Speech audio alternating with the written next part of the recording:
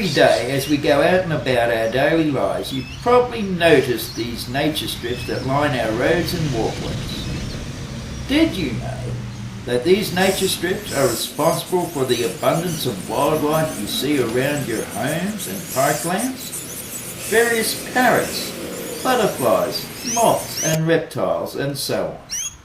Well, let good friend Matthew Vella take you on a journey into the life of the snake-eyed skink of Western Sydney, with all their friends that call these places home. This is Matthew Vella. We're talking about fence skinks or snake-eyed skinks, and there's one just here. Okay. Yes. What a great little specimen. There's another one up there in a insect hole. Head popping out there. Yep. So yeah, they live all over this bark, all over this tree, and they catch the insects that are living on the tree, feeding off the tree, and yeah, it's they live in the cracks and stuff in the tree, and then they flatten their body. So they live in the cracks and flatten their body, and then they can fit into the cracks, little tiny cracks. So that's their defence. When a bird or something's chasing them, they just hide in the crack and flatten the body and go in the crack, and then the lizard or the bird can't eat them. And they also, whatever insects are living in the cracks, they'll eat them. So there's a bit of a symbiotic thing with the tree and the predators and the skinks, and yeah, a balanced thing. And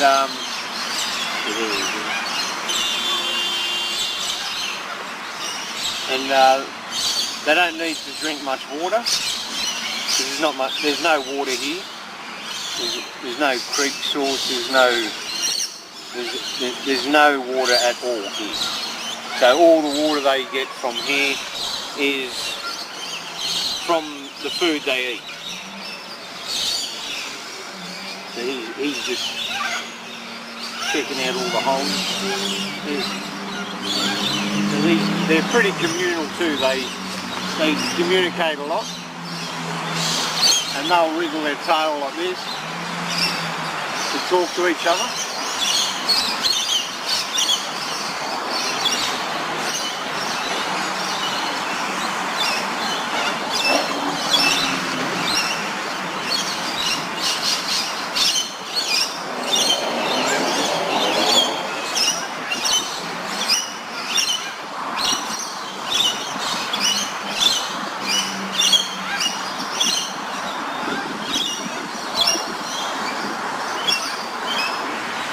Yeah.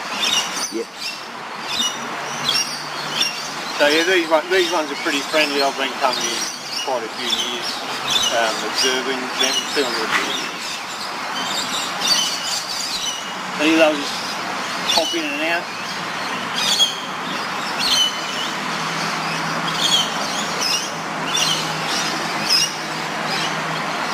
And they'll eat a lot of black ants, little tiny black ants.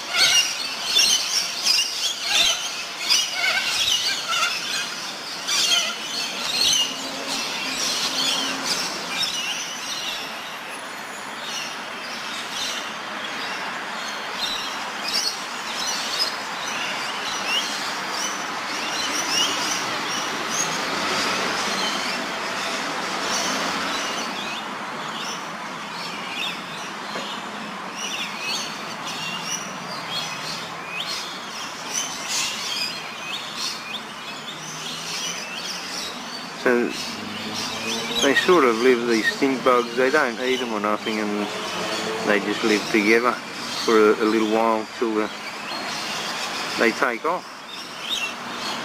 Because they're only there for a short time, the stink bugs, but the skinks live on this tree forever.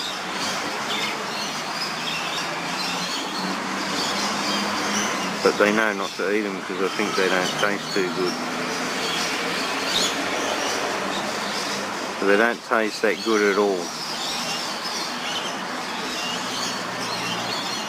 That's a stink bug. And there's the old shed there. Just there. And there's the new one.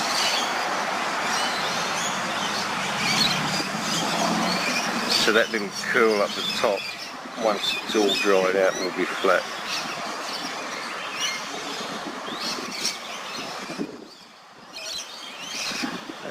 There. So they're long-billed corellas, and they're just starting to work their hole now. So there's all these birds, they live in these areas in the gum trees, and everyone say they're not healthy and they cut them down, but they're really healthy, especially the ones with the hollows in them, because that's the way nature intended it. So, and here's another home that the tree's made, a hollow log. So termite burrows out a hollow in the tree, then the bird works out and cleans out the rest. So this is rainbow parrot. He's obviously got a log in there.